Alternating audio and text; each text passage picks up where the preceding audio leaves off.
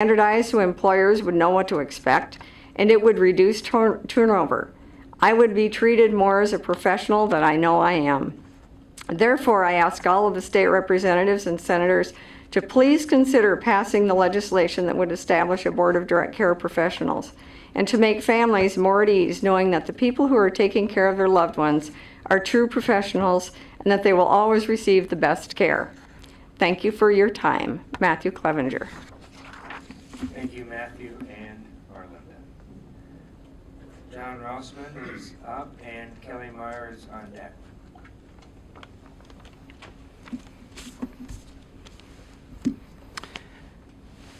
Thank you very much. I appreciate the opportunity this morning. My name is John Rosmann, and I am the director of the Iowa Prescription Drug Corporation. We administer the Drug Donation Repository Program on behalf of the state and also the Pharmacy Initiative, which is part of the Safety Net Collaborative. Moving forward, I think there's tremendous opportunity and need for safety net providers in the state. I'll reference a study that you may have seen in the Business Record last Friday, and the study looked at employment-based health coverage for persons 65 and under in the state of Iowa. In 2000, that rate was 76.9 for individuals with employment-based health insurance. Currently, that rate has dropped to 66.1%. So even with the Medicaid expansion, there's going to be large gaps among that 44% without employer-based health insurance. I'd also like to add that discussions on the Medicaid expansion, health insurance exchange, and other components of the ACA, they've all focused on health insurance coverage. The prescription drug benefit has really been a forgotten component. So I do have a request for the next legislative session, and that request is that when you think of organizations such as IPDC, don't think of us as traditional safety net providers, but rather as leaders to turn to that can generate significant savings for the state. I'll use 3 examples. The Drug Donation Repository Program on Wednesday, we passed the $2 million mark in terms of free donated medications and supplies, and those are free medications and supplies that are going to safety net providers in 2012. I'll also mention our project to address the rates of recidivism among individuals with behavioral health disorders in the state. We currently have a project working with the Department of Corrections to address that need. We're happy to report that we'll be launching a similar initiative addressing the behavioral health needs of individuals released locally from the Polk County Jail. And that's all been made possible here recently through a partnership with the Mid-Iowa Health Foundation. And lastly, there's an opportunity to generate significant savings through the development of a community-based health utility, particularly from a pharmacy standpoint as this concept is rolled out early on. So we're excited to be at the table. Thank you very much. Thank you, John. Kelly Meyer is up with Ms. Moody on deck.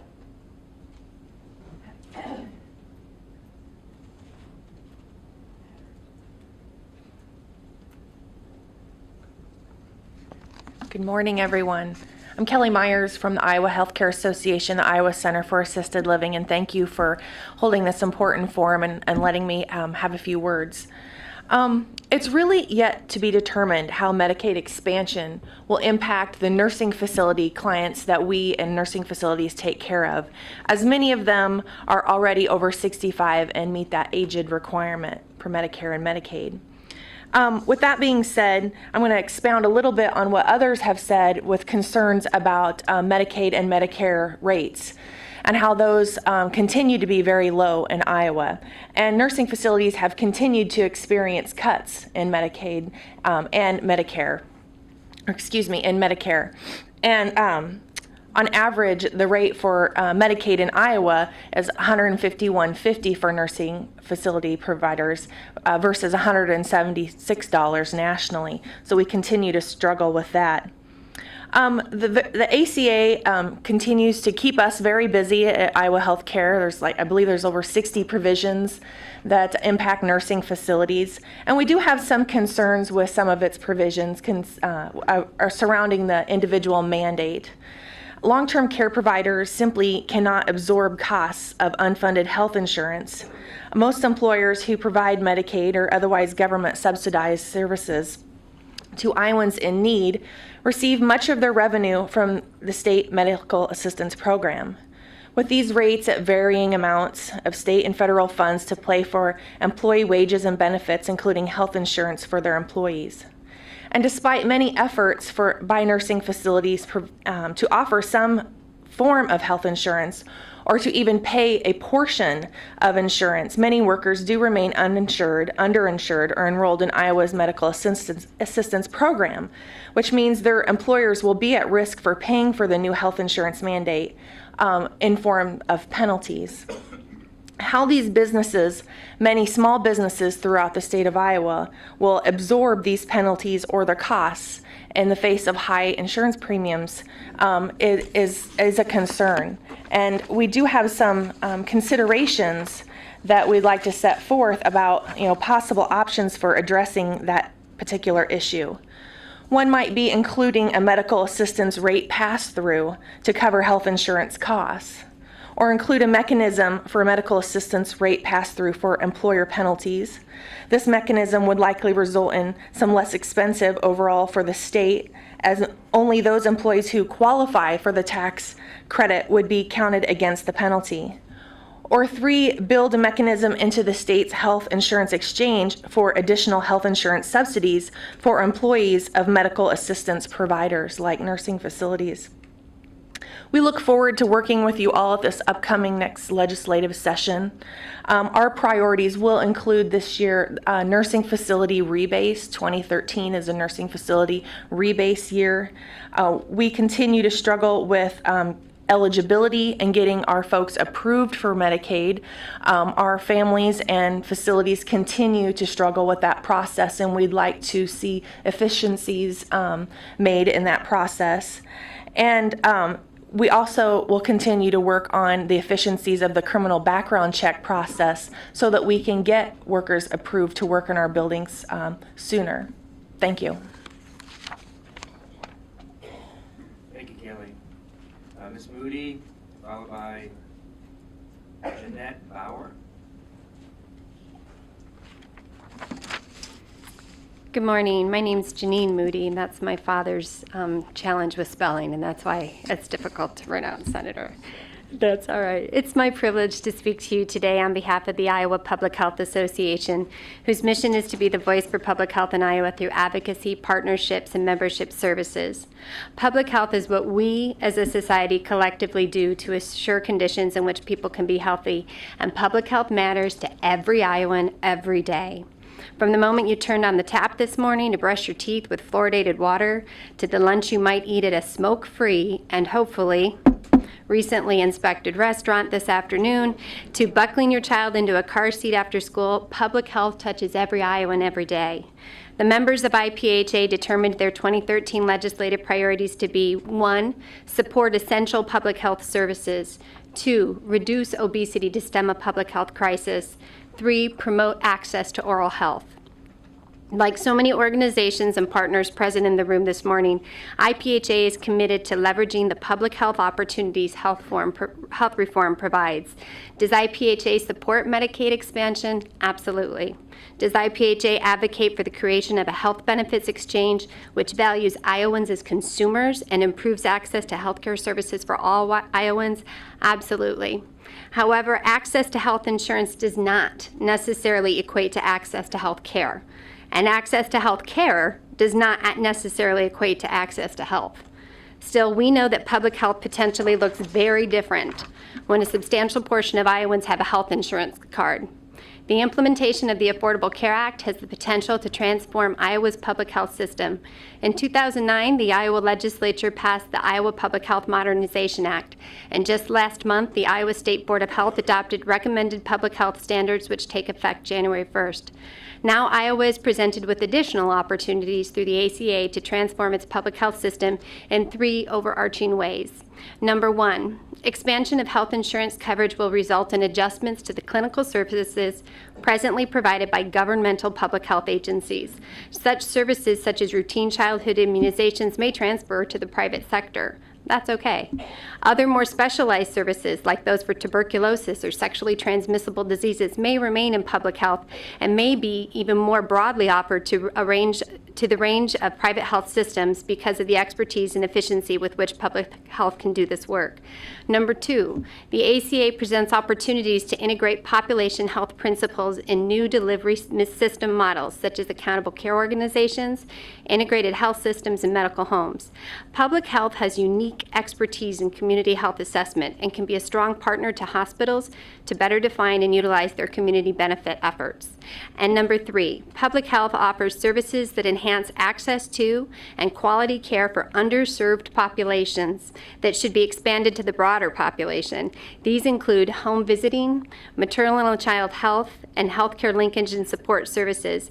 These are in addition to the many population-based prevention, protection, and regulatory programs designed to ensure that our food is safe to eat, our air is safe to breathe, and our water is safe to drink. We encourage Iowa's policymakers to leverage every opportunity afforded the ACA to transform our public health system to advance the health of all Iowans. Thank you, Jeanine. And I want to acknowledge the Iowa Public Health Association, your statewide efforts in being a strong voice for this. Thank you. Anthony Carroll, Jeanette Bauer, and then Anthony Carroll is on deck. And we are more than halfway through the presenters right now. We were talking about taking a little break, but most of the members up here in the legislature are on the budget subcommittee, and we're used to going 3 and 4 hours without taking breaks, so you're going to have to suffer along with us. But if anybody needs any of the facilities, they're out in the hall and they can direct you there. Don't feel shy just stepping up and leaving as long as you come back. Thank you. And I'm Jeanette Bauer, and I'm a member of ICCI, but I retired from Methodist the end of September after 28 years of working in the food and nutrition department, and I am here to advocate for nutrition and dietitian services, especially in the new Healthcare Reform Act, for the home team. Dietitians can keep healthcare costs low. We can identify malnutrition, failure to thrive, and other food-related diseases to keep the people safe. And we can identify food and drug interreactions that will prevent complications down the line. And it has been proven that intervention through nutrition can help prevent pressure ulcers and bed sores, to keep readmission to the hospital lower. We can also, through nutrition, education, and diet information, help people with diabetes, heart failure, COPD, renal disease, using their diets to stay out of the hospital because they've had this nutrition education. Nutrition education can also support tube feedings so people can stay at home, and we can teach them how to do their tube feeding at home so they will be able to stay at home rather than be admitted to the hospital. We can work to help patients learn about how to treat their allergies, such as the peanut allergy, which I think everyone is probably sort of familiar with. Dietitians can also work with weight management. BMI, which is body mass index, correlates with high risk of chronic disease. The dietitian can work through counseling to help prevent this with the patients. We also need the reimbursement for childhood counseling by the dietitian for WIC, failure to thrive, feeding challenges, and things like this. All these can help keep people out of the hospital and keep people well. And I think wellness initiatives are something that we're really interested in now. Prevention is key, and I think the dietitian needs to be covered for services in the home so we can prevent them coming to the hospital and keep our health care low. An ounce of prevention will make a pound of cure. The dietitian has expertise for this, and please consider including the dietitian in the home health care program. Thank you. Thank you, Jeanette. Anthony Carroll from AARP, followed by Linda Matlin from HOPE. Thank you for your time. I'm going to follow the parameters laid out and the idea of 3 priorities for AARP. The first issue relates to transparency. Iowa has a history of open, thoughtful collaboration when it comes to healthcare reform. Unfortunately, this past year, critical Iowa ACA decisions and discussions have been made in a vacuum, if they've been made at all.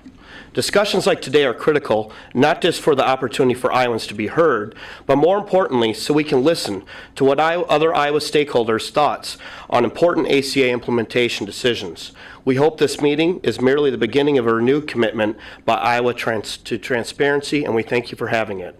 Second issue, Medicaid expansion. AARP Iowa urges our state leaders to expand Medicaid to residents with incomes up to 138% of federal poverty line, as set forth in the ACA. Medicaid expansion in Iowa will both expand access to health care for Iowans who desperately need it and save our state money. This issue is particularly important to Iowans and AARP members who are over 40 but yet not eligible for Medicare. Many Iowans have recently lost their jobs and employer-sponsored insurance coverage. Expanding Medicaid will give uninsured and underinsured Iowans greater access to life-saving preventive care, thereby reducing the need for expensive emergency care, and catch and treat at an earlier stage our growing epidemic of chronic disease in Iowa, especially rampant among lower-income Iowans. Final issue, consumer-friendly exchange.